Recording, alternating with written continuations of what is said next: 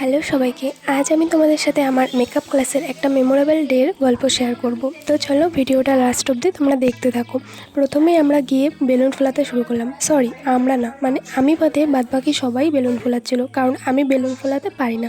তো আমি সেখানে দর্শক হিসেবে দেখছিলাম। আর এই হচ্ছে আমাদের মধ্যে তাপসীদি, যে সেলফি তুলতে খুব ভালোবাসে। তাই সেই সেলফি তুলুক, আমি ততক্ষণ তোমাদেরকে একটা দেখিয়ে দিই। এই হচ্ছে দিদির বার্থডে কেক। তবে দিদির বার্থডে গত পরশু চলে গিয়েছে। তো আমরা ঠিক করেছি যেই দিন আমাদের ক্লাসের ডেট থাকবে সেই দিনই আমরা ছোটোখাটো করে একটু সেলিব্রেশন করব।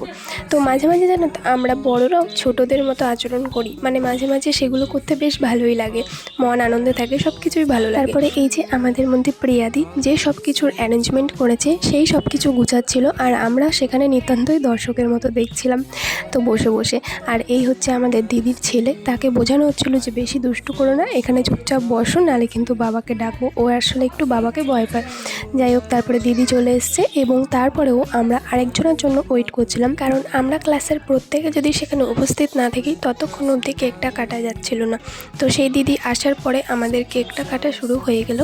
তো এই হচ্ছে আমাদের ছোট্টখাটো সেলিব্রেশন, তোমাদের সাথে শেয়ার করলাম। তোমরাও কিন্তু চাইলে দিদিকে বেস্ট উইশেসটা করতে পারো কমেন্টের মাধ্যমে। তারপরে দিদিকে আমরা সকলে কেক খাইয়ে দিলাম এবং দিদিও আমাদের সকলকে কেক খাইয়ে দিল, এবং তারপরে কেকটা ভাগাভাগি করে আমরা সকলে মিলে খেয়ে নিলাম। কেকটাও বেশ টেস্টি ছিল এবং ফ্রেশও ছিল। তারপরে দিদির তরফ থেকে একটা খাওয়া দাওয়ার অ্যারেঞ্জমেন্ট ছিল, বিরিয়ানি, আর তার সাথে সকলের টিফিনও ভাগাভাগি হয়েছে। তো আমি বিরিয়ানিটা এনজয় করি, তোমরা ভিডিওটা এনজয় করো। Thank you.